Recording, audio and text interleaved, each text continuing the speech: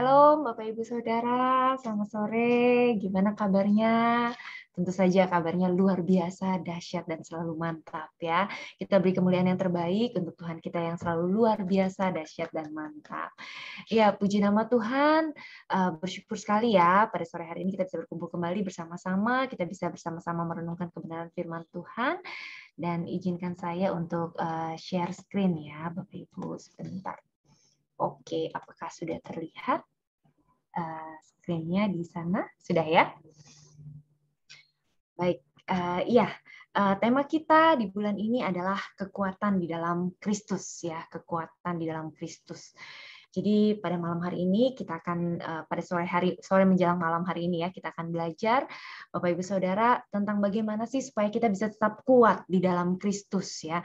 Kita akan belajar dari Rasul Paulus Bapak Ibu Saudara. Jadi renungan kita nantinya akan terambil dari Efesus 6, Bapak Ibu Saudara, Efesus 6, dimulai dari ayatnya yang ke-10 sampai dengan ayat yang ke-20.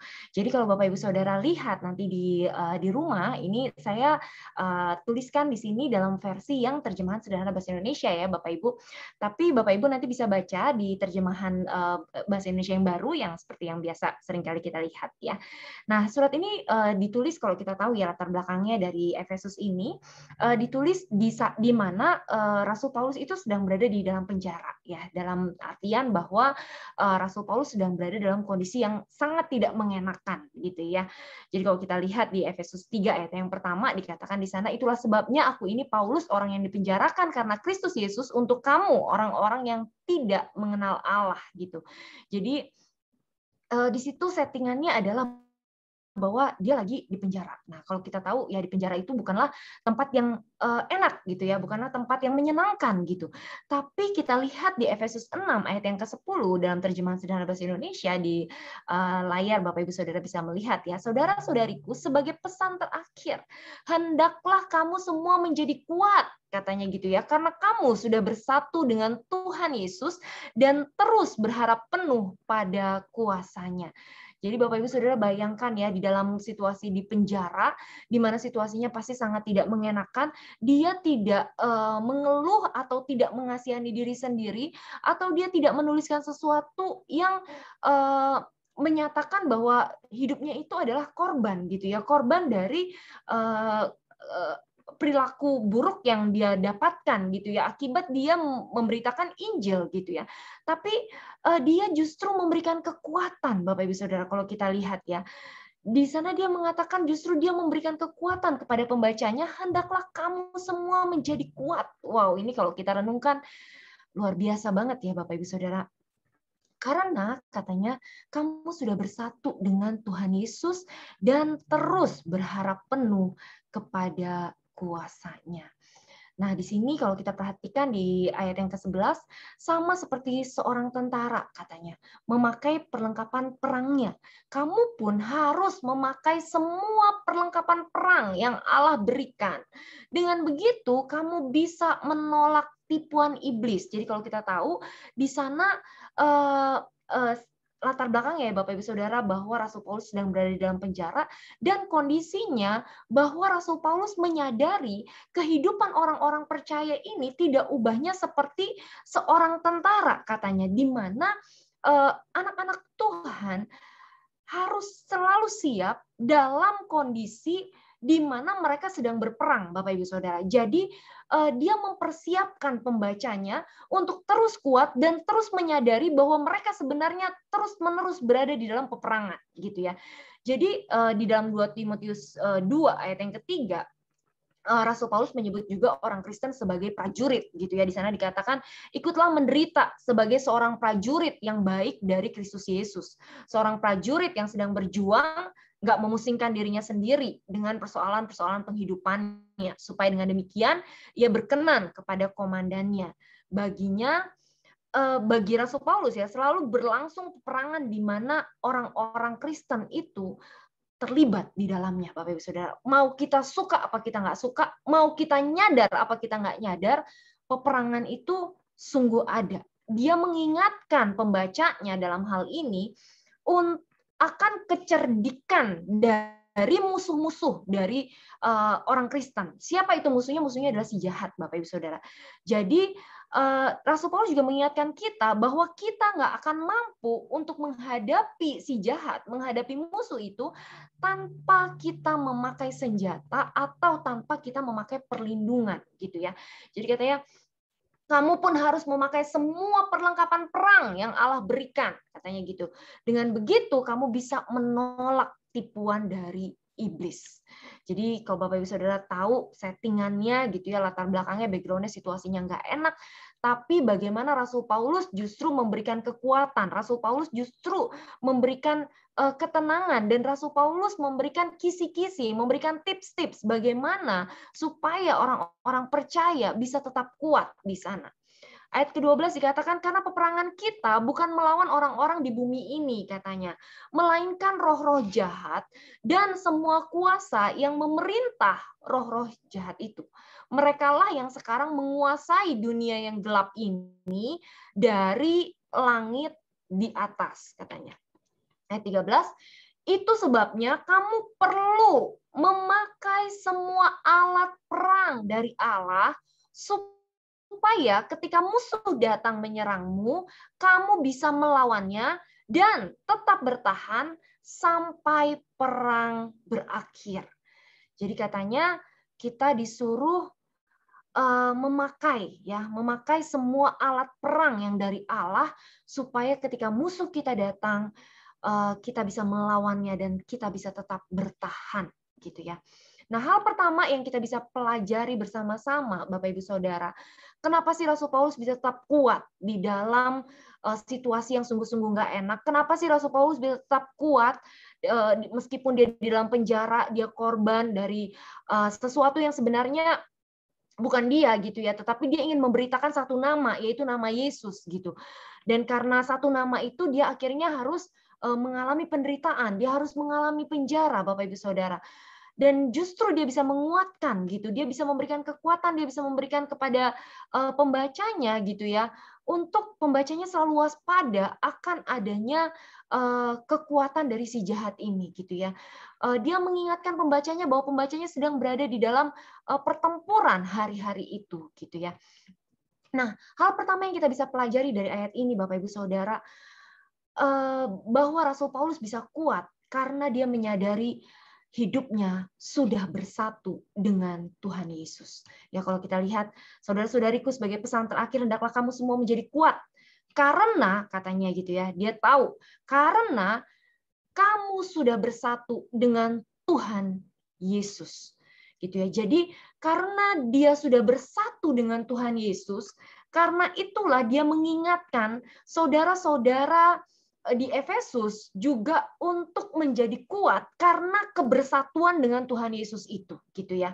Jadi kebersatuan dengan Tuhan Yesus inilah yang menjadi senjata, Bapak Ibu Saudara, yang menjadi senjata yang harus terus-menerus dipakai, gitu ya. Senjata perang yang dari Allah yang harus terus-menerus dipakai oleh orang percaya yang hari-hari ini tidak menyadari bahwa ada kuasa yang atas di dalam kehidupannya, bahwa ada Roh Allah yang kudus, ada kemanunggalan kehidupan orang percaya dengan pribadi Yesus Kristus, dan itu artinya bahwa Yesus Kristuslah yang menjadi sumber kekuatan. Dan Yesus Kristuslah yang menolong saat kita sedang mengalami kelemahan, saat kita sedang mengalami keterbatasan, saat kita sudah tidak mampu lagi menghadapi kekuatan musuh.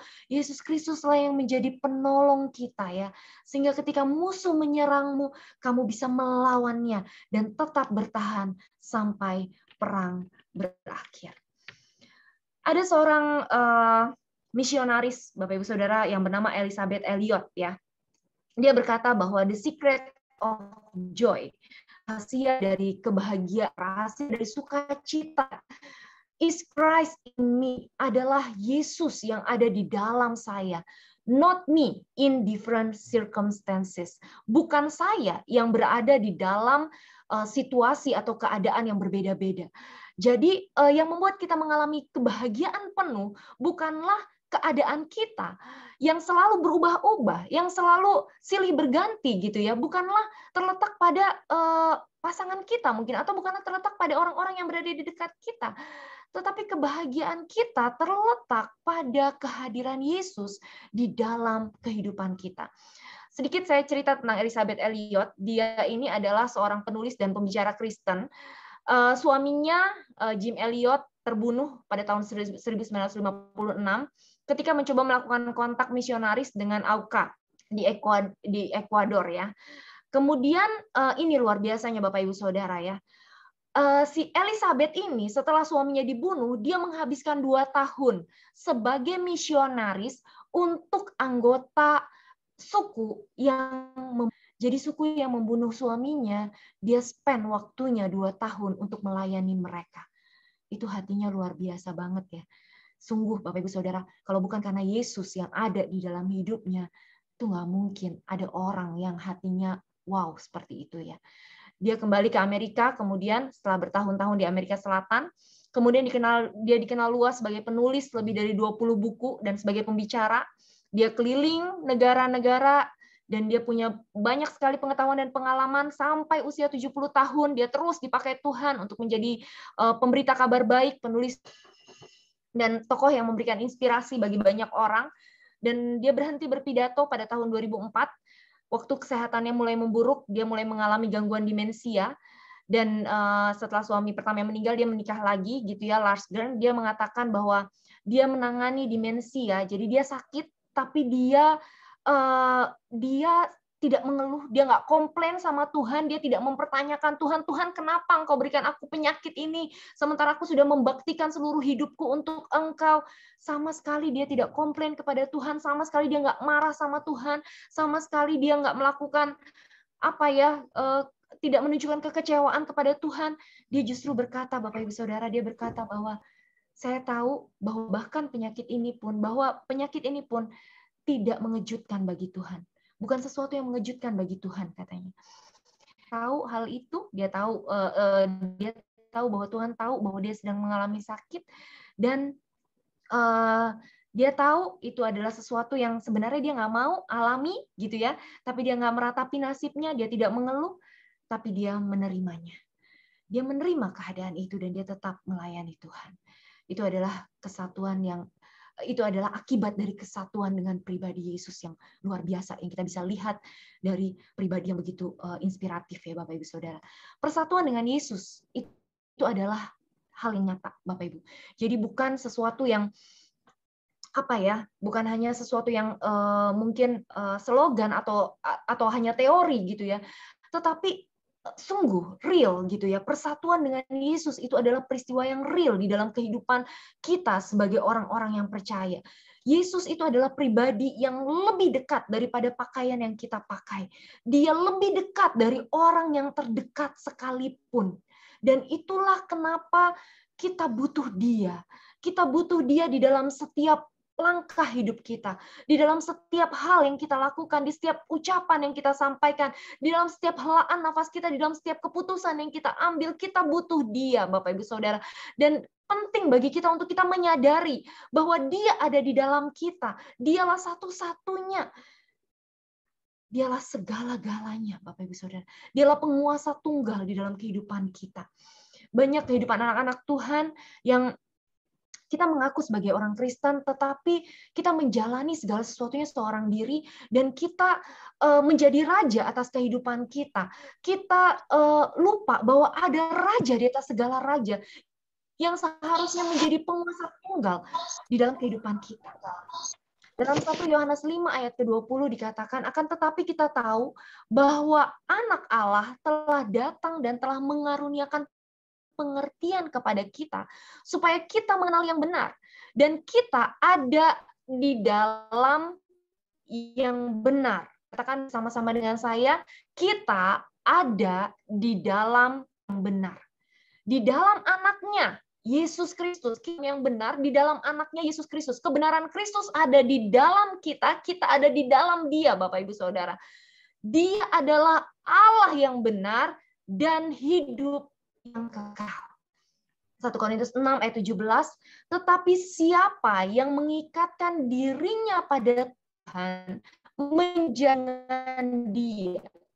Jadi roh kita dengan roh Tuhan tidak terpisah-pisah, tidak terpecah-pecah. Kita menjadi satu roh dengan dia. Karena itu penting sekali kita selalu mendengar apa yang Roh Kudus mau.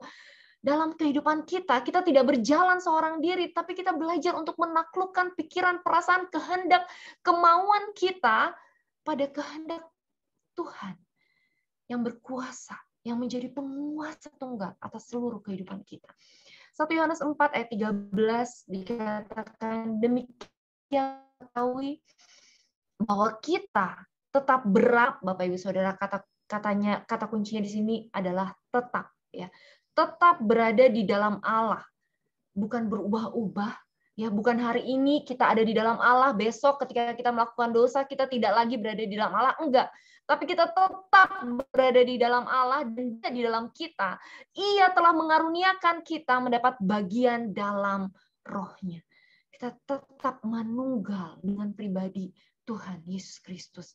Karena itu ketika kita berbuat salah, ketika kita berbuat dosa, jangan pisahkan diri kita dari hadirat-Nya, jangan menjauh dari kasih-Nya, jangan berkata bahwa Tuhan tidak mau lagi mendekat kepada, atau aku tidak layak untuk mendekat kepada Tuhan. Namun tetap dari bahwa kita tetap berada di dalam Dia, tetap hampiri tahta kasih karunia-Nya supaya kita tetap dapat mendapatkan pertolongan, kita tepat pada waktu, menjauh dari hadirat-Nya, kita menjauh dari kasih-Nya, tetap sadari persatuan kita dengan Yesus Kristus. Karena itulah yang kita butuhkan. Kita tidak mampu berjalan sendirian. Kita nggak bisa, Bapak Ibu Saudara, berjalan sendirian tanpa Yesus. Eliot berkata bahwa fear arises when we imagine that everything depends on us. Ketakutan itu akan muncul ketika kita mulai membayangkan bahwa segala sesuatunya itu bergantung pada kita. Ketika kita menaruh segala sesuatunya, beban pada diri kita, pada apa yang ada pada kita gitu ya, atau apa yang tidak ada pada kita, pokoknya segala sesuatunya tentang kita gitu ya, disitulah ketakutan akan muncul. Ketika kita mulai merasa takut, ketika kita mulai merasa gentar, ketika kita mulai merasa khawatir, coba kita teliti kembali, coba kita cek kembali apa yang sedang kita pikirkan, Bapak Ibu Saudara, apa yang sedang kita renungkan hari-hari ini, apa yang membuat pikiran kita begitu fokus hari-hari. Bapak Ibu Saudara bisa cek, tidak lain tidak bukan kita menjadi takut karena kita berfokus pada diri kita sendiri, pada apa yang dapat atau apa yang tidak dapat kita lakukan, pada kelemahan kita, pada ketidakmampuan kita, pada dosa kita, pada kesalahan kita. Ketika segala sesuatunya berbicara tentang aku, dan aku, ketika segala sesuatunya berbicara tentang kita, dan kita, maka yang terjadi adalah ketakutan yang akan muncul di dalam kehidupan ini.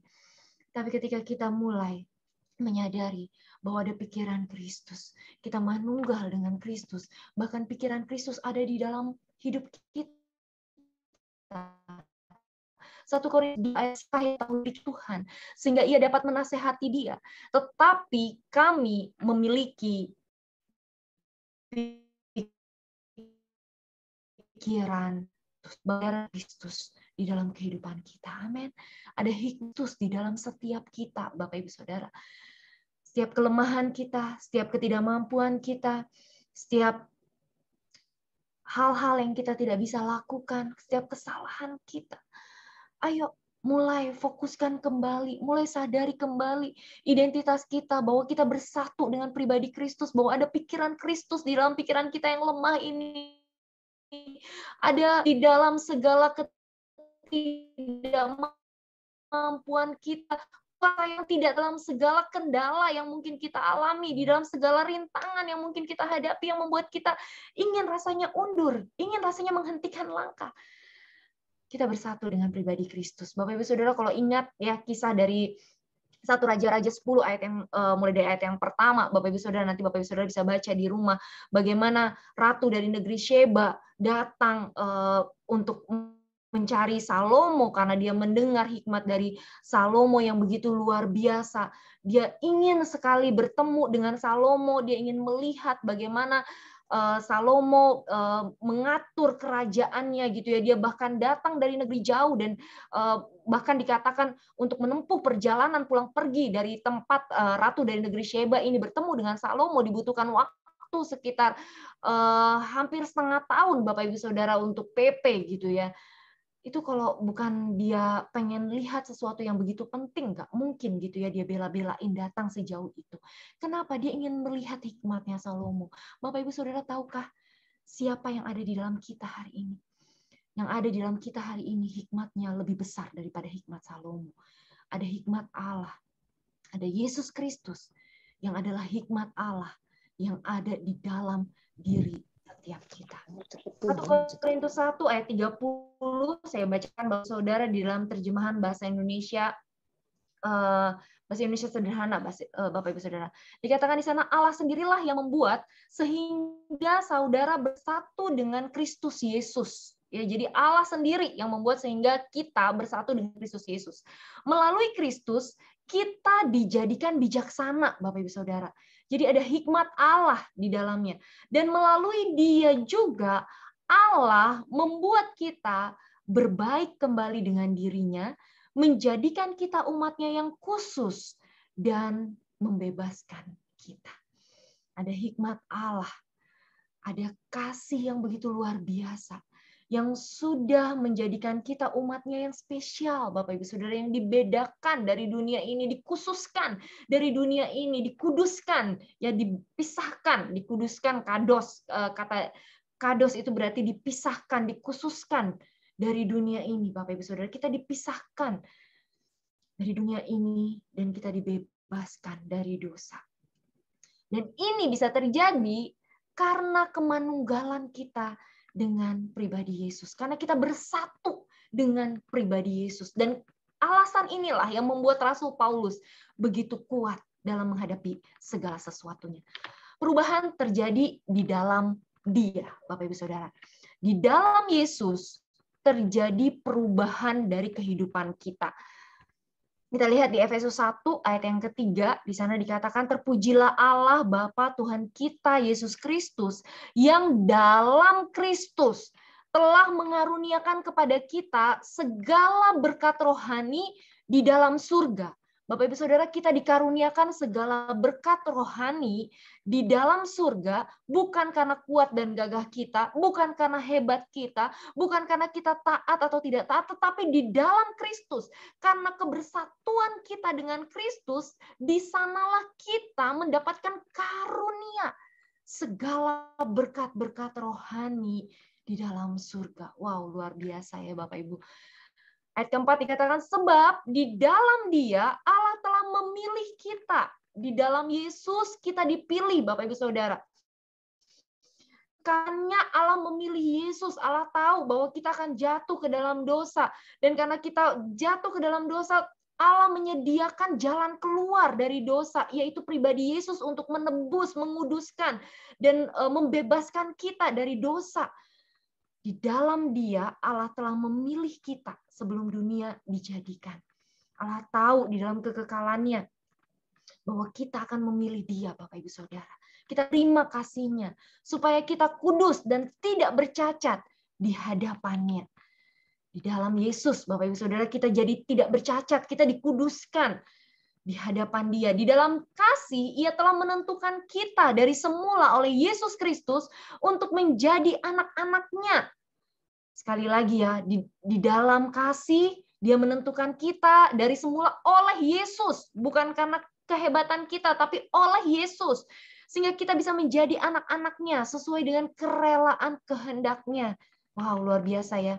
Supaya terpujilah kasih karunia-Nya yang mulia, yang dikaruniakannya kepada kita di dalam Dia yang dikasihinya.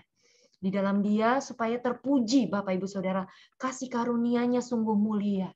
Supaya melalui Yesus kita menyadari ada kasih karunia yang sungguh mulia, yang dikaruniakan kepada kita di dalam kemanunggalan bersama dengan Yesus itu. Di dalam kebersatuan bersama dengan pribadi Yesus itu. Ayat ke-7, sebab di dalam Dia dan oleh darah-Nya kita beroleh penebusan, yaitu pengampunan dosa menurut kekayaan kasih karunia-Nya. Bapak Ibu Saudara nanti boleh baca Efesus 1 ya Bapak Ibu.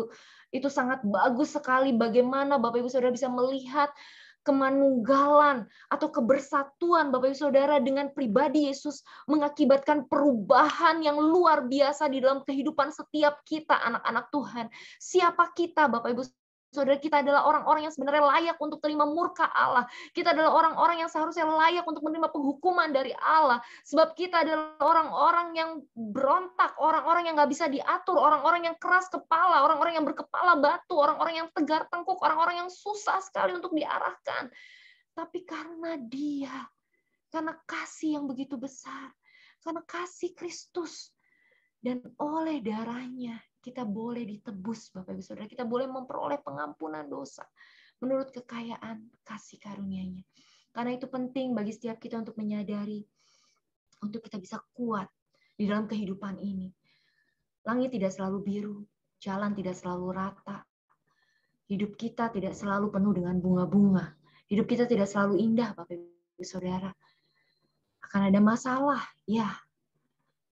Akan ada masalah. Namun, Daud berkata, sekalipun aku berada di dalam lembah kekelaman, aku tidak takut bahaya, sebab Engkau besertaku. Ketika Tuhan bersama-sama dengan dia tahu ada kekuatan di sana. Dia tahu ada jalan keluar di sana. Dia tahu ada damai sejahtera yang melampaui segala akal di sana. Yang akan menolong dia, yang akan memberikan kekuatan bagi dia. Sebab orang yang menantikan Tuhan, dia akan terus berjalan dan tidak menjadi lelah. Dia akan terus berlari dan dia tidak akan pernah menjadi lesu. Dia bahkan akan terus terbang tinggi bagai Raja Wali, bahkan sekalipun di tengah berbagai macam badai persoalan. Sebab ada tangan Tuhan yang perkasa. Dia akan berlindung di balik kepak sayap yang maha tinggi. Ada pribadi yang maha tinggi. Karena itu penting sekali kita menyadari, Bapak Ibu Saudara, bahwa kita sudah bersatu dengan pribadi Yesus. Sang pencipta langit bumi dan segala isinya. Sang maha kuasa. Pribadi yang membuat mujizat. Pribadi yang maha besar. Pribadi yang maha dahsyat. Yang maha agung, maha mulia, maha besar. Maha luar biasa. Dia ada di dalam Bapak Ibu Saudara dan saya. Itulah sumber kekuatan kita. Hal pertama yang kita bisa sadari bersama-sama supaya kita bisa tetap kuat dalam segala keadaan. Sadari bahwa kita bersatu dengan pribadi Yesus. Amin. Kita belajar hal yang kedua, Bapak Ibu Saudara, terambil dari Efesus 6 ayat yang ke-14. Kita lihat di sana dalam terjemahan sederhana bahasa Indonesia. Jadi berdirilah teguh, peganglah ajaran yang benar dari Allah. Karena ajaran benar itu seperti ikat pinggang yang akan membuat kamu siap bertindak. Percayalah bahwa kamu sudah dibenarkan Allah oleh karena Kristus. Dengan keyakinan itu, kamu ibarat mengenakan baju besi yang akan melindungi kamu dari serangan musuh. Keren ya. Jadi pegang ajaran yang benar, Bapak Ibu Saudara. Apa itu ajaran yang benar? Percaya bahwa kita sudah dibenarkan oleh Allah, oleh karena Kristus. Dengan keyakinan itu, kita ibaratnya katanya kayak pakai baju besi yang akan melindungi kita dari serangan musuh. Ayat 15. Teruslah berpegang pada kabar baik tentang Kristus. Kabar baik itu menolongmu supaya merasa tenang dalam perlindungan Allah. Tetaplah berpegang pada kabar baik itu sama seperti seorang tentara. Selalu memakai sepatu yang kuat supaya kamu tetap berdiri teguh dalam peperangan. Jadi diibaratkan seperti sepatu, Bapak Ibu Saudara, supaya kita tetap bisa berdiri teguh dalam perang. Apa itu? Yang seperti sepatu. Yang seperti sepatu adalah kabar baik tentang Kristus. Kabar baik tentang betapa baiknya Kristus di dalam kehidupan kita. Ayat ke-16 dikatakan, selain itu teruslah yakin dan percaya kepada Tuhan Yesus. Karena keyakinan itu seperti alat perang yang melindungi kamu dari semua anak panah berapi yang ditembakkan iblis kepada kita. Ya, kita dibilang katanya suruh terus yakin dan percaya kepada Tuhan Yesus. Karena keyakinan itu seperti alat perang katanya. Ayat 17, sadarilah bahwa Allah sudah menyelamatkan kamu. Karena kesadaran itu ibarat topi perang bagimu. dan peganglah semua perkataan Allah seperti memegang pedang, karena perkataannya mempunyai kekuatan dari Roh Kudus. Hal yang kedua yang kita bisa pelajari bersama dari Efesus 6 ayat yang ke-14 sampai dengan ayat yang ke-17 adalah untuk kita tetap terus berpegang pada kabar baik. Amin. Berpegang pada kabar baik. Kenapa sih kita harus berpegang pada kabar baik? Sudah lihat ya, kabar baik di sini seperti pakaian perang katanya, seperti sepatu katanya, seperti pedang katanya, seperti alat perang katanya, seperti topi katanya, gitu ya. Kabar baik itu menguatkan kita, Bapak Ibu Saudara. Yesaya 32 ayat 17 dikatakan, di mana ada kebenaran, di situ akan tumbuh damai sejahtera. Dan akibat kebenaran ialah ketenangan dan ketentraman untuk selama-lamanya. Ayat yang sudah sering kita dengar, Bapak Ibu Saudara, biarlah ayat ini juga terus menguatkan kita. Roma 1 ayat 16 sampai 17 dikatakan, sebab aku mempunyai keyakinan yang kokoh dalam Injil, karena Injil adalah kekuatan Allah yang menyelamatkan setiap orang yang percaya.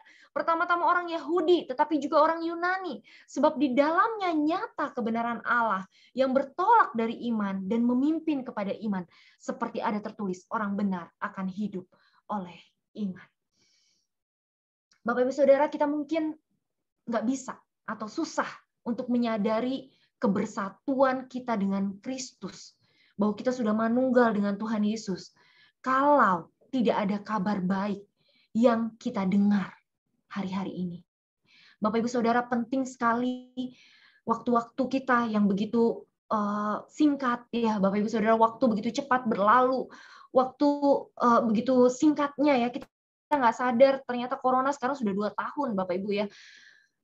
Waktu begitu luar biasa cepat berlalu. Kita lihat orang-orang di sekeliling kita sudah banyak yang dipanggil pulang menghadapi Yang Maha Kuasa. Bagaimana waktu-waktu yang berharga ini kita manfaatkan Bapak Ibu Saudara untuk kita memberi diri kita untuk terus dilayani oleh kebenaran firman, untuk terus dilayani oleh kabar baik Bapak Ibu Saudara. Penting bagi kita untuk kita terus-menerus berpegang teguh pada kabar baik itu. Kalau tadi pagi Bapak Gembala mengingatkan kita ya bahwa manusia jasmani kita itu kita kasih makan sering-sering ya. Kita kasih makan 3 kali satu hari. Untuk makanan yang enak buat jasmani kita, buat perut kita. Kalau kita lapar, kita bela-belain tuh. Kadang kita lari sampai ke Nongsa, kadang kita lari sampai ke Tiban, kadang kita lari sampai ke Piayu, kadang kita lari sampai ke Barelang misalnya. Untuk ngapain? Untuk ngisi makanan bagi jasmani kita. Untuk mendapatkan apa yang enak buat lidah kita. Lidah itu adalah jasmani kita. 3 kali kita makan nggak boleh lewat, nggak boleh telat. Kalau telat bisa tersinggung gitu ya. Kalau telat bisa ada yang langsung migrain, ada yang langsung nggak mood, ada yang langsung jutek gitu ya kalau telat makan jasmaninya. Tapi pernahkah kita bertanya, ketika manusia rohani kita telat dikasih makan, berapa sering kita kasih makan manusia rohani kita? Kadang tanpa kita sadari, kita cuma ngerasa, oh ya udah kalau manusia rohani itu datang cuma 1 minggu 1 kali. Yuk mari kita sama-sama Bapak Ibu Saudara, jangan kita menjadi manusia yang hanya fokus memperhatikan manusia jasmani kita, tapi kita melupakan bahwa manusia rohani kita punya kebutuhan yang sangat mendesak, yang sebenarnya sangat butuh untuk kita penuhi Bapak Ibu Saudara. Karena itu penting bagi kita untuk tidak hanya spend waktu 1 minggu 1 kali untuk memberi makan manusia rohani kita ini. Penting bagi kita, Bapak Ibu Saudara, sekalipun kita semua sibuk, kita semua banyak kerjaan, kita semua banyak hal yang mungkin menghimpit kita, banyak hal mungkin kita menarik, kita menuntut kita minta ini, minta itu dari kita gitu ya. Tapi yuk mari kita sama-sama. Kita semua punya waktu yang sama, 24 jam dalam 1 hari, Bapak Ibu Saudara. Yuk kita atur sama-sama, kita prioritaskan untuk memberi makan manusia rohani kita, Bapak Ibu Saudara, supaya kita muncul menjadi orang-orang yang semakin kuat secara roh. Manusia rohani kita semakin kuat, Bapak Ibu Saudara.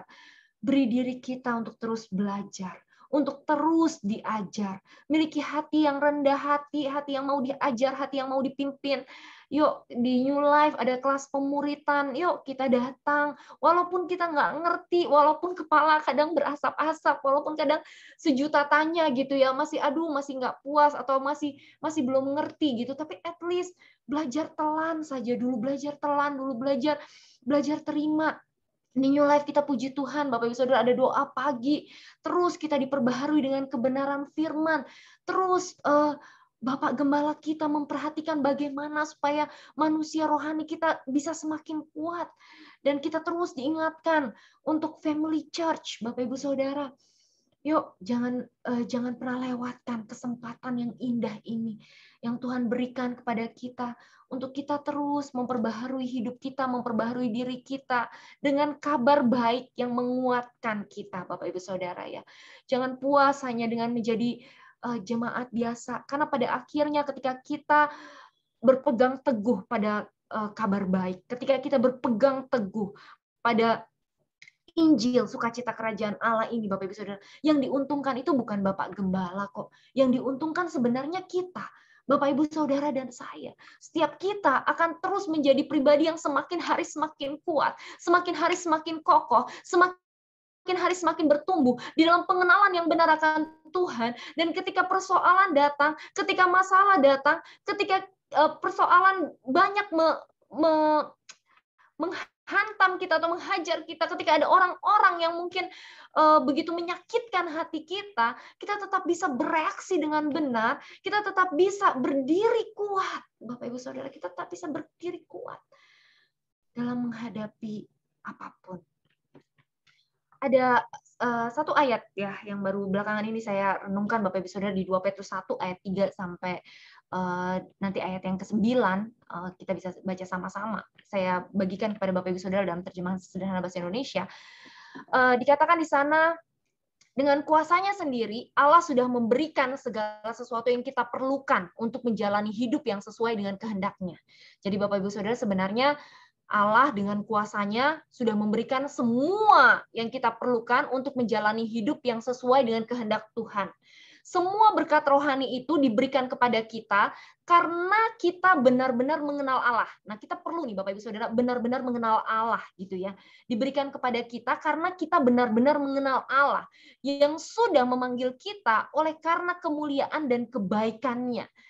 Jadi kita bisa mengenal semua berkat rohani yang diberikan kepada kita karena kita benar-benar mengenal Allah. Kalau kita salah mengenal Allah, kita nggak ngerti ada janji-janji Tuhan yang indah, berharga, dan mulia.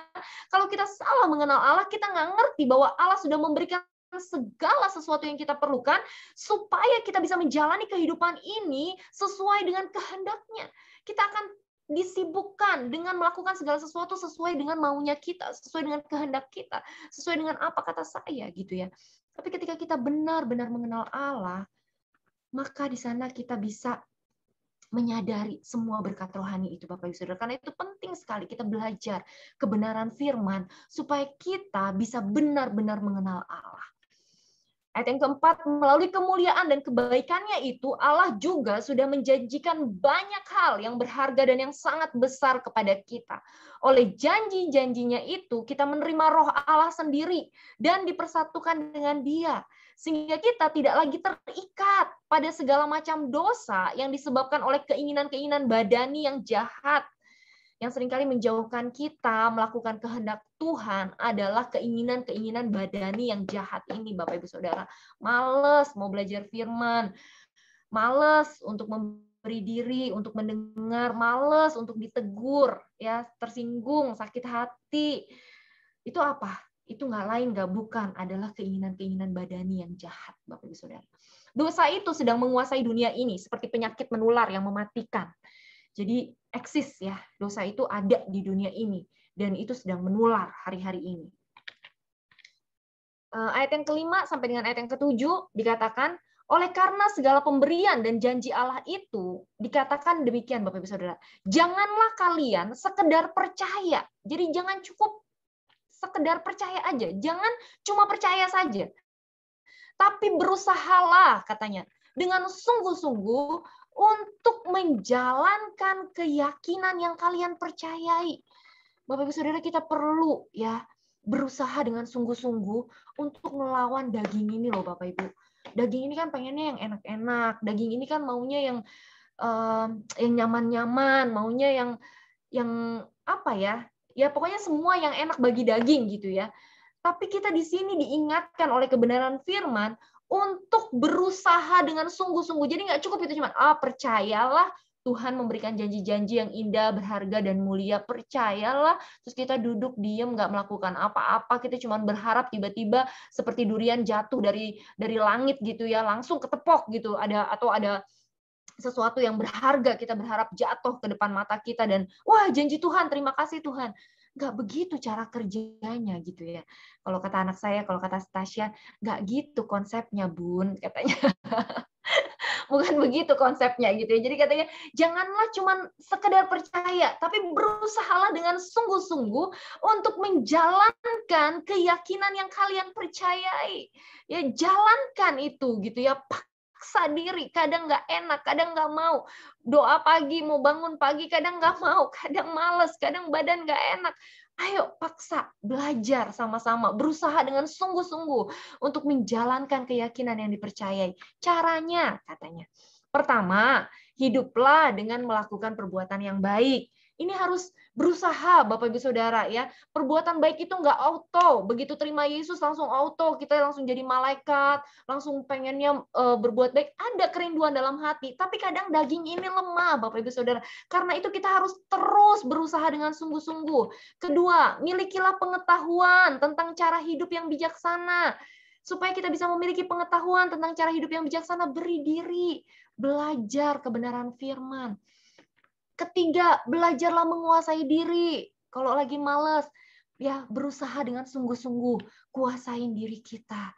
Lagi nggak enak hati, mungkin ya perasaan nggak enak, ada perkataan yang nggak enak, belajar kuasain diri. Berusaha dengan sungguh-sungguh untuk menguasai diri kita gitu ya. Bertahanlah dalam kesusahan, yang keempat ya.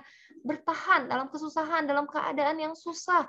Jangan cengeng, jangan ngadu di medsos, jangan ngadu sama orang yang nggak pas gitu ya, dengan orang yang nggak tepat. Tapi firman Tuhan mengajarkan kita untuk bertahan dalam kesusahan. Yang kelima, berusahalah untuk hidup semakin sesuai kemauan Allah.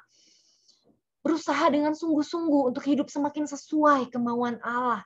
Bukan kemauan saya, bukan kemauan kita, bukan kemauan Shopee, bukan pengennya belanja gitu ya, atau kemauan gadget, kemauan apa namanya tuh sosmed gitu ya, tapi berusaha untuk hidup semakin sesuai kemauan Allah. Keenam, belajarlah mengasihi saudara-saudari seiman. Mengasihi, mengampuni Bapak Ibu Saudara itu bukan sesuatu yang muncul secara otomatis juga, tapi kita harus berusaha. Firman Tuhan mengingatkan kita untuk sungguh-sungguh mengampuni, memberkati orang yang menganiaya kita, mengasihi keluarga kita, Bapak Ibu Saudara, dengan memberikan firman bagi mereka. Dan ketujuh, nyatakanlah kasih kepada semua orang dengan perbuatan. Ayat ke-8 sampai 9 dikatakan, kalau kamu melakukan semuanya itu dan semakin bertumbuh di dalamnya, maka kamu akan terbukti sebagai orang yang benar-benar mengenal penguasa kita, Kristus Yesus. Artinya, kamu bukanlah pengikut Kristus yang tidak berguna. Wah, ini Bapak Ibu Saudara, saya kena tampar Bapak Ibu waktu baca ayat ini ya. Artinya kamu bukanlah pengikut Kristus yang tidak berguna. Percuma jadi pengikut Kristus kalau nggak berguna kan gitu ya. Sayang ya jadi pengikut Kristus tapi nggak ada gunanya gitu. Atau yang tidak memuliakan Dia dalam kehidupan. Kita rindu ya Bapak Ibu Saudara supaya setiap kita boleh memuliakan Tuhan dalam kehidupan ini. Tapi kalau kamu tidak berusaha melakukan semua itu, berarti kamu tidak mampu melihat hal-hal yang rohani, katanya. Orang seperti itu lupa bahwa sebenarnya dosa-dosanya yang lama sudah dibersihkan ketika dia percaya kepada Yesus. Jadi kita terus harus mengingat ya, kita bertumbuh Bapak Ibu Saudara ya, bertumbuh. Jadi nggak cukup hanya sekedar mengingat bahwa dosa-dosa dan kesalahan kita sudah diampuni oleh Tuhan, tapi sesudah kita percaya bahwa dosa-dosa dan kesalahan kita sudah diampuni oleh Tuhan, yuk mari kita bertumbuh di dalam pengenalan akan Dia.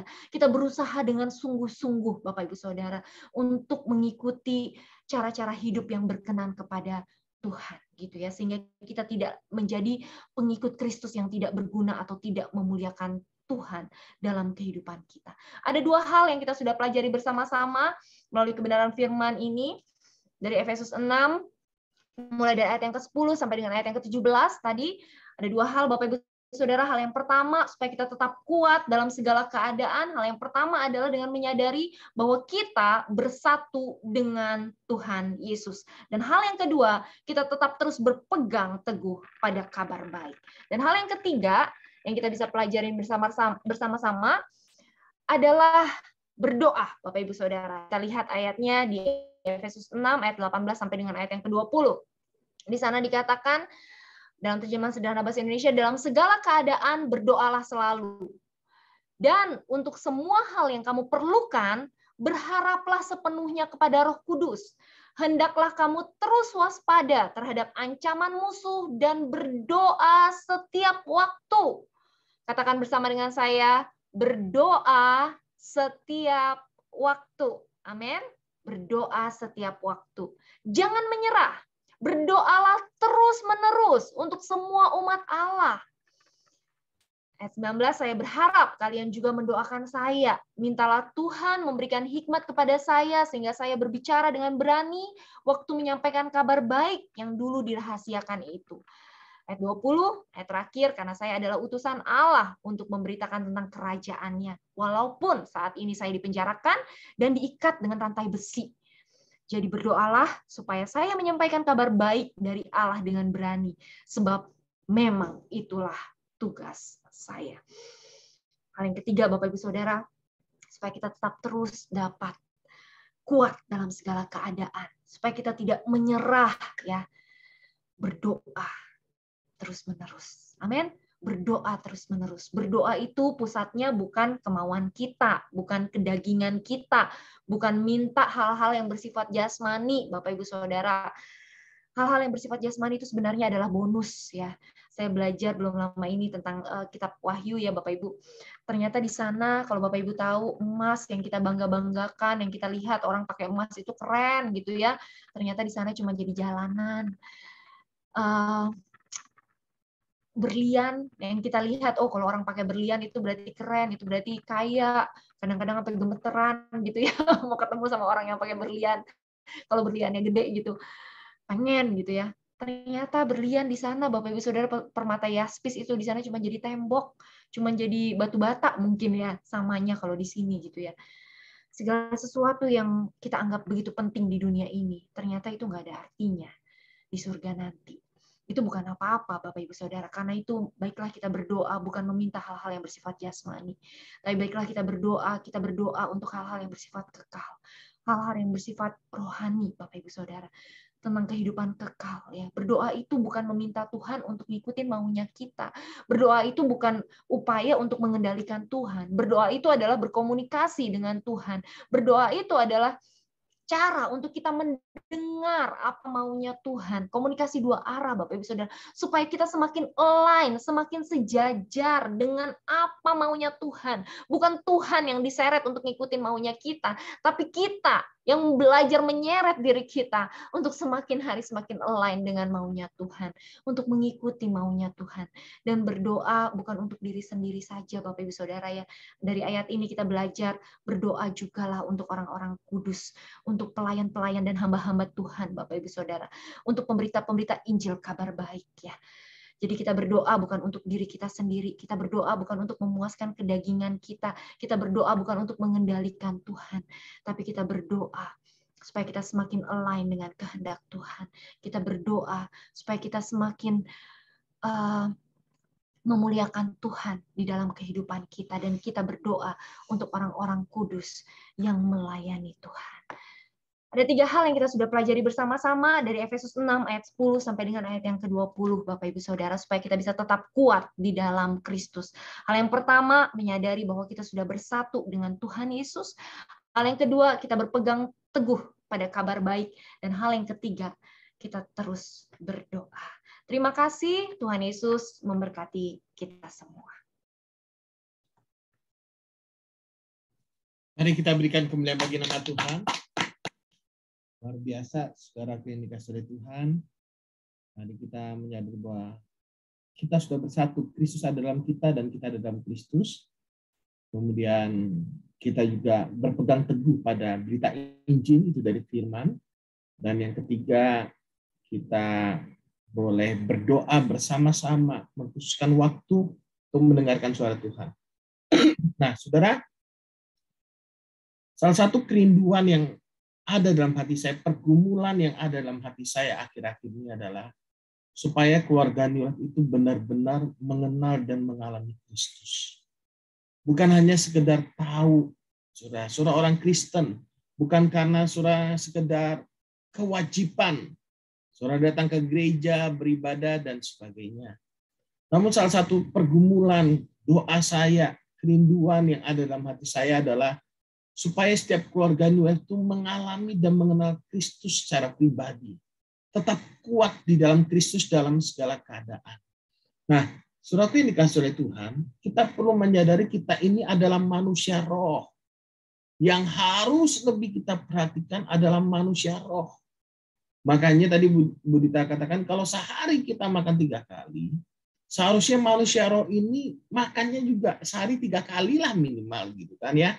Atau sebenarnya saudara merenungkan firman, kalau saudara perhatikan Keluaran pasal 6 itu, bagaimana orang Yahudi merenungkan firman, mereka memperkatakan firman dimanapun mereka berada, baik saat duduk, baik saat berdiri, saat berjalan, semuanya fokusnya kepada firman. Sudah. Makanya mereka menjadi orang-orang yang pintar luar biasa, orang-orang yang dahsyat di dunia ini. Karena mereka berpegang pada firman.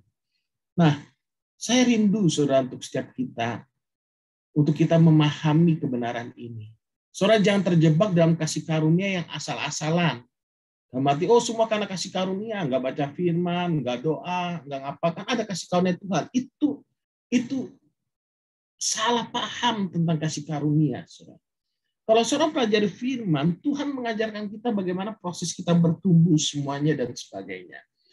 Nah, saudara sadar tidak bahwa tidak ada kekuatan yang datang dalam hidup saudara itu terjadi tiba-tiba celing kayak bim salabim. Kalau saudara mau menjadi kuat dalam Kristus dalam keadaan kelimpahan maupun penderitaan dalam keadaan kekurangan, saudara harus setiap hari makan. Manusia jasmani kita kalau nggak makan 1 minggu bisa mati kita mungkin. Saudara, setiap hari kita harus makan. Kalau mau sehat harus makan yang teratur, bukan makan tergantung mood kita. Betul ya? Makanya para pengkhotbah dengar baik-baik, karena kita sama-sama belajar membagikan firman, baik itu di NLC, di FC, di doa pagi, doa malam, dan sebagainya. Jangan merenungkan firman hanya ketika mau khotbah. Jangan merenungkan firman hanya ketika mau khotbah. Saudara rugi, di samping saudara rugi, saudara tidak akan menjadi berkat yang maksimal. Kalau saudara mau merenungkan firman itu setiap hari, sehingga waktu kita khotbah, kita tuh membagikan apa yang sudah kita hidupi. Nah, saudara yang dikasih oleh Tuhan, makanya kalau saudara mengenal betul bagaimana cara mempersiapkan khotbah, saudara akan terkejut. Saudara dengar khotbah paling, kayak Bu Dita tadi khotbah, paling cuma berapa lama? 40 menit mungkin. Gitu ya. Tapi perenungan, memilih bahan, mengolahnya, mencari makna sesungguhnya, kadang melihat bahasa aslinya, melihat sejarahnya, melihat latar belakangnya, dan sebagainya, itu butuh waktu berhari-hari mungkin. Bahkan kalau saudara lihat materi pemberitaan kita, itu bukan hasil perenungan 1-2 hari, 1 minggu, enggak. Itu berbulan-bulan dan bahkan bertahun-tahun, itu makin lama makin dalam Tuhan bukakan atas setiap kita. Itu perjalanan bersama dengan Tuhan. Nah, jadi New Life ini, sederhananya begini. Kalau saudara dengar khotbah, itu hanya saudara tuh kalau makan tinggal makan. Enak memang. Kadang kita cerewet lagi. Oh ini nggak enak. Ini enak. Ini kurang enak ya masakannya hari ini dan sebagainya dan sebagainya. Kadang kita cerewet. Tapi kalau kita mengerti bagaimana cara mempersiapkan khotbah, bagaimana saudara ketika mau mempersiapkan khotbah dari hidup saudara, pikiran, perasaan, kehendak, dan sebagainya, saudara akan bisa menghargai setiap firman yang disampaikan oleh pengkhotbah. Makanya saudara di New Life ini, saya lebih memilih yang menyampaikan firman, itu adalah keluarga New Life sendiri. Sekalipun mungkin kita terbata-bata, terputus-putus, dan sebagainya, gak apa-apa. Karena saudara harus merasakan bagaimana sih menyampaikan firman, betapa susahnya. Nah, saudara, jadi New Life ini sederhananya, kalau saudara lihat, ini kayak restoran. Doa pagi, jam 5.30 sampai 6.15, hanya 45 menit. Kita mengkhususkan waktu, saudara ambil waktu menyembah Tuhan, dengar firman 10 sampai 15 menit, saudara berdoa. Itu pun kalau menurut saya sangat kurang. Makanya saya kalau habis doa pagi, saya tambah jadwal saya baca Alkitab, merenungkan Alkitab, saudara. Kita mau penyembahan pun saya rasa barusan kita penyembahan 10 menit, sudah mau masuk khotbah. Itu pun sangat kurang. Kadang sebelum kita doa pagi, saya sudah mulai mendengar musik penyembahan, menenangkan hati kepada Tuhan. Tapi nggak apa-apa, kita coba 45 menit saja. Jam 5.30 sampai 6.15.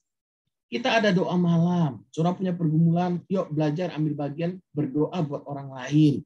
Atau kita mau didoakan bisa cantumkan list doa kita. Itu seperti restoran yang selalu menyediakan firman buat saudara. Kita ada NLC, ada FC. Saya bersyukur sekali buat bapak-bapak yang menjalankan family church. Saudara, tadi poinnya Budita ada, yang ketiga adalah berdoa. Saudara jangan pisahkan poin 1, 2, 3 ini. Oh, saya setiap hari yang penting berdoa. Oh, berdoa saja. Berdoa tuh nggak cukup. Saudara berdoa kepada siapa? Kepada Tuhan. Saudara hanya bisa berdoa dengan efektif dan maksimal kalau saudara mengenal Tuhan dengan benar. Jangan sampai kita berdoa mungkin berhari-hari, berbulan-bulan, bertahun-tahun, tapi ternyata kita salah berdoa. Yang kita doakan hendak memuaskan hawa nafsu kita, makanya kita tidak menerima apa-apa. Itu dia big problem dalam hidup ini. Makanya saudara kita perlu mengenal Tuhan dengan benar. Jangan pilah-pilah firman yang enak-enak kita dengar. Oh, ketika bicara ganjaran, ketika bicara disiplin, ketika kita bicara penderitaan, oh itu bukan kasih karunia. Siapa bilang? Itu semua ada dalam Alkitab menjelaskan pada kita bagaimana hidup dalam kasih karunia. Saya khawatir sebagian kita salah memahami tentang kasih karunia ini, saudara. Sungguh saya sangat khawatir. Kenapa? Karena kalau saudara salah paham tentang kasih karunia, maka hidup saudara tidak akan berbuah secara maksimal. Saudara nggak akan pernah kuat menghadapi penderitaan. Tapi kalau saudara memahami benar kasih karunia, seperti yang tadi kita sampaikan, Paulus sekalipun dalam penjara, dia tetap kuat. Kenapa dia tetap kuat? Karena dia memahami betul kasih karunia Allah. Saudara, yuk kita ada FC, ada ibadah pagi, ada ibadah sore, pemuritan, kita sudah selesai Sun Foundation 1. Saya berharap saudara yang belum mengikutinya bisa melihat di YouTube New Life Batam, di bagian playlistnya itu ada yang namanya pemuritan. Tolong saudara dengarkan, renungkan, kalau bingung bisa diskusi sama saya atau sama tim inti yang ada. Saudara, itu bukan hasil, mau khotbah, pokoknya apa yang ada khotbah aja. Bukan. Itu hasil pergumulan dalam pengenalan akan Tuhan dengan benar. Nah, nanti bulan ini kita akan masuk lagi Sun Foundation kedua, kita break dulu, bukan bulan ini, mungkin berapa bulan lagi mungkin kita break dulu, saudara bisa persiapkan yang lain. Dan saya sangat berterima kasih buat saudara, kepala-kepala rumah tangga yang menyampaikan firman kepada istri dan anak-anaknya. Saya sungguh bersyukur kalau saudara menjalankan itu. Saya berharap saudara yang kepala rumah tangga menjalankan Family Church, yuk bergabung dengan grup WA Family Church, bisa info ke Ibu Gembala, sehingga ketika saudara sudah menjalankannya, saudara bisa tulis list. Oh, saya sudah menjalankan Family Church jam hari ini, jam sekian, supaya saya juga melihat, oh bersyukur, terima kasih Tuhan. Terima kasih Tuhan. Jadi kita bersama-sama, saudara yang dikasih oleh Tuhan, untuk bertumbuh dalam Tuhan. Ada banyak nih makanan yang sudah disediakan, saudara. Dan bukan hanya saya sendiri yang menyampaikan, kita tim bersama-sama, kita masing-masing bersama-sama. Hari ini Budita yang masak, kita makan, kan? Kita menikmati. Nanti minggu depan ada Pak Bagus yang masak, atau mungkin Pak Funik yang masak. Kita menikmati, saudara, bersama-sama, gitu ya. Jadi yuk makan firman sebanyak-banyaknya. Saya bukan mau saudara aktif di gereja karena ada persembahan dan sebagainya. Enggak, kita sudah tahu persembahan juga sesuai dengan gerakan Roh Kudus dalam hati saudara memberikan persembahan, persepuluhan dan sebagainya.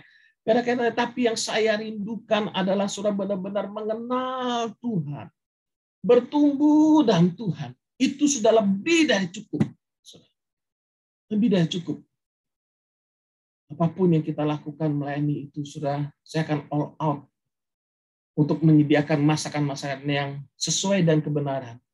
Untuk saudara mendapatkan makanan rohani yang sehat dan bertumbuh dalam Tuhan. Kalau saudara sebagai orang tua, saudara pasti ngerti.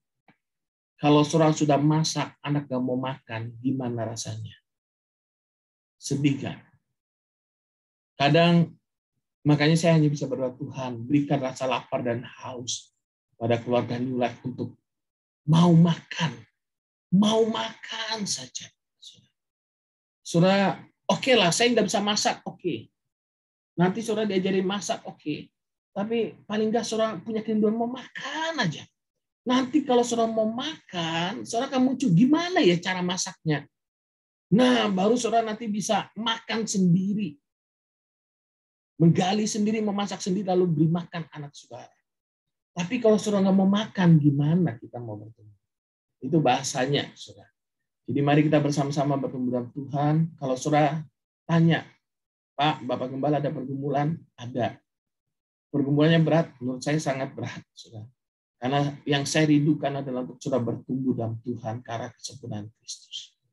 Itu yang saya rindukan untuk saudara mengenal Tuhan dengan benar. Sehingga kita nggak mudah diombang-ambingkan oleh angin pengajaran. Kita ini hidup di zaman yang dimana pengajaran sesat itu begitu banyak, di mana penderitaan itu begitu banyak, di mana tekanan itu begitu banyak, saudara. Kalau kita tidak hidup dengan dasar firman yang benar, kita akan mudah terhanyut dengan kenikmatan dunia, godaan, dan tantangan yang harus kita hadapi. Mari kita ini manusia roh berfokus pada Tuhan. Sadar, kita sudah bersatu sama Kristus, berpegang pada kabar baik, dan berdoa. Biarlah firman Tuhan nikmat, saudara. Saudara baca firman saja, saudara nggak berdoa juga nggak bisa, saudara. Minta Roh Kudus tolong untuk saya boleh mengenal Engkau. Tolong Tuhan bukakan pikiranku ini dengan segala kerendahan hati. Sudah kita belajar bersama-sama. Minta Tuhan bukakan semuanya. Terima kasih Tuhan. Saya percaya apa yang ada dalam hati saya sudah sampaikan pada saudara. Ini pergumulan saya terus terang akhir-akhir ini, saudara, karena saya melihat banyak orang punya pengetahuan, tapi nggak punya buah. Ada juga orang yang salah mengerti tentang kasih karunia ke gereja, enggak. Kemudian suka-sukanya sendiri, baca firman juga mut-mutan dan sebagainya. Sedih, saudara. Kita ini manusia roh. Berikan diri saudara untuk dilayani oleh Roh Kudus. Bagaimana memberi diri? Doa, renungkan firman, beri hati mau belajar dan diajar terus. Jangan merasa cukup, jangan merasa sudah ngerti. Itu dia yang menghentikan kita untuk belajar. Oke, itu yang ada dalam hati saya, pergumulan saya akhir-akhir ini, saudara.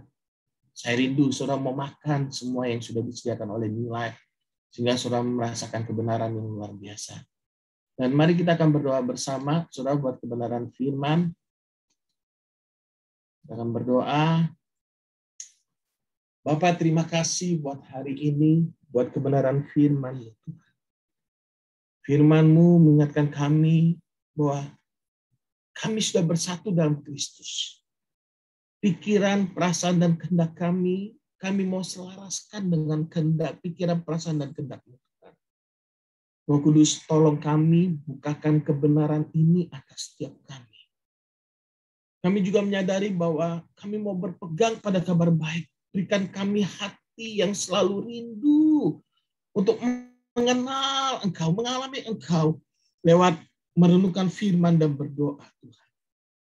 Kami berdoa bukan untuk diri kami lagi, kami berdoa buat orang-orang kudus-Mu, buat jiwa-jiwa, buat orang-orang yang Kau kasihi, sehingga setiap kami boleh membawa jiwa-jiwa kepada Engkau dan mengenal Engkau, Tuhan. Terima kasih buat anak-Mu Budita yang sudah menyampaikan kebenaran firman-Mu, Tuhan.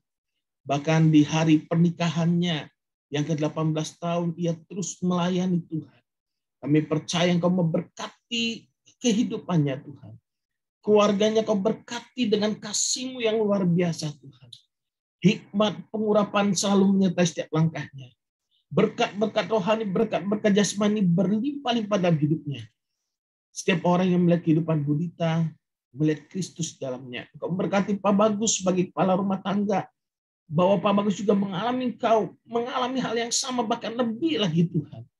Sehingga keluarga Pak Bagus Budita bersama dan anak-anak mereka, Arthur, Tasya, dan Adriel, semuanya bertumbuh dalam kasih karunia dan pengenalan akan Allah.